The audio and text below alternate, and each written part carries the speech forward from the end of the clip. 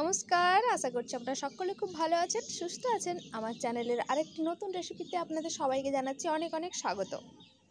আমার আজকের রেসিপি হচ্ছে একদম রেস্টুরেন্টের মতো Chinese egg chicken fried rice recipe.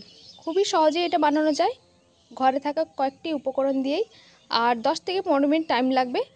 বাচ্চা থেকে বড় সবারই খুব পছন্দ হবে। আপনারা পুরো ভিডিওটি প্রথম থেকে শেষ পর্যন্ত দেখবেন। যদি ভালো লাগে অবশ্যই ভিডিও শেষে লাইক করবেন, আর বাড়িতে অবশ্যই আপনারা বানিয়ে দেখবেন।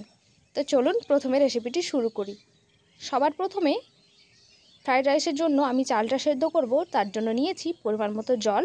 তাতে দিয়ে দিয়েছি একটা তেজপাতা টুকরো করে, আর দিয়েছি কিছু গোটা গরম মশলা।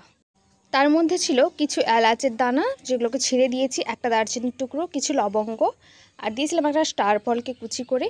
দিয়েছি স্বাদ মতো লবণ, আর হাফ টেবিল স্পুন মতো গোটা জিরে, আর কিছুটা পরিমাণ সাদা তেল যাতে ভাতটা ঝরঝরে হয়। আর দিয়েছি একটা লেবু হাফটা, রসটা নিচড়ে এবং লেবুর খোসাটাকে এর মধ্যে দিয়ে দিয়েছিলাম যাতে ভাতটা একদম সাদা ঝরঝরে হয়।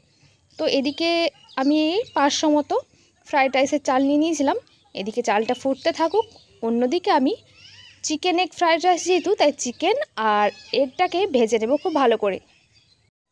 সবার প্রথমে আমি চিকেনগুলোকে, যেগুলো বোনলেস চিকেন, সেগুলোকে কুচি কুচি করে কেটে নিয়েছি। খুব বেশি ছোট করিনি, মিডিয়াম সাইজে রেখেছি।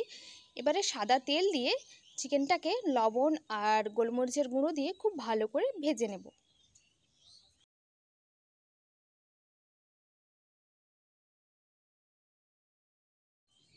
3 থেকে 4 মিনিট খুব ভালো করে চিকেনটাকে ভেজে নেওয়ার পর এবারে মাংসের টুকরো বা চিকেনটাকে তুলে নেব।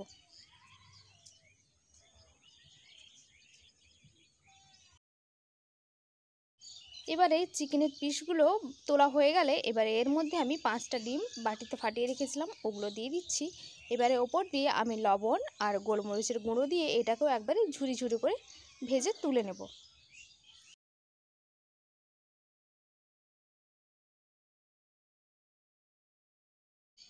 এদিকে দেখুন ডিমটাও কিন্তু খুব সুন্দর করে ভাজা হয়ে গেছে। একবারে ঝুরি করবেন না, একটু যেন বড় বড় থাকে টুকরোগুলো, ঠিক সেরকমভাবে হয়ে গেলেই এবারে গ্যাসের ফ্লেমটাকে বন্ধ করে এবার চালটা সেদ্ধ হয়েছে কিনা এবার এটাকে নাড়িয়ে দেখে নেব। দেখুন চালটা একবারে 80% মতো সেদ্ধ করে নিতে হবে। চালটাকে 80% মতো সেদ্ধ করে নিতে বলছি তার কারণ, কেননা ওটা সবার শেষে মশলার সাথে একটু ভাজতেও হবে চালটাকে, তাই খুব বেশি সেদ্ধ করে ফেললে কিন্তু চালটা ভেঙে যাওয়ার সম্ভাবনা থাকে। এদিকে কড়াইতে সাদা তেল দিয়ে কিছু সবজিপাতি কেটে রেখেছিলাম, যেমন গাজর, বিনস, ক্যাপসিকাম আর পেঁয়াজ। ওটাকে একটু হালকা করে তেলের মধ্যে নেড়ে নেব। সব সবজিপাতিগুলো যাতে খুব তাড়াতাড়ি করে সেদ্ধ হয়ে যায় বা নরম হয়ে যায়, তার জন্য আমি এখানে পরিমাণ মতো লবণ দিয়ে দিয়েছি। এবার এটাকে 5-7 মিনিট মতো হাই ফ্লেমে খুব ভালো করে ভেজে নেব। দেখুন 5-7 মিনিট মতো ভাজার পর সবজিটা অনেকটাই নরম হয়ে গেছে। এই পর্যায়ে আমি এর মধ্যে কিছু বাদাম, মানে কাজু বাদাম দিয়েছি, আর দিয়েছি কিছু পরিমাণ কিশমিশ। এবার সব কিছুকে খুব ভালো করে আবারও 2 মিনিট মতো নেড়ে নেব। কাজু বাদাম আর কিশমিশটাকে খুব ভালো করে সবজি পাতির সাথে মিশিয়ে নেওয়ার পর এর মধ্যে আমি যে চিকেনের টুকরোগুলো বা মাংসের টুকরোগুলো ভেজে রেখেছিলাম সেটা, আর ভেজে রাখা ডিমগুলোকে এর মধ্যে দিয়ে আবারও খুব ভালো করে নেড়ে মিশিয়ে নেব।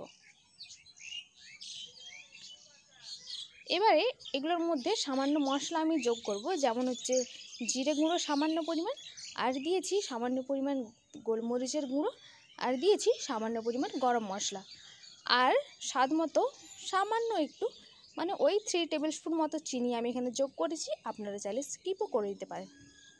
এবারে সব কিছুকে খুব ভালো করে নেড়ে নেওয়ার পর এখানে যে সেদ্ধ করা চালটা রেখেছিলাম ওটা এর মধ্যে দিয়ে দেব।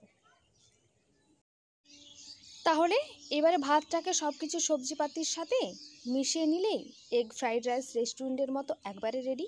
এবারে সার্ভ করুন গরম গরম, বাচ্চা থেকে বড় সবারই খুব পছন্দ আসবে। আশা করছি রেসিপিটা আপনাদের ভালো লেগেছে। যদি ভালো লাগে অবশ্যই ভিডিও শেষে লাইক করে দেবেন, আর চ্যানেলে নতুন হলে চ্যানেলটিকে অবশ্যই সাবস্ক্রাইব করে দেবেন। দেখা হবে পরে আরেকটি ভিডিওতে। ততক্ষণ পর্যন্ত সবাই ভালো থাকবেন, সুস্থ থাকবেন, সকলের খেয়াল রাখবেন।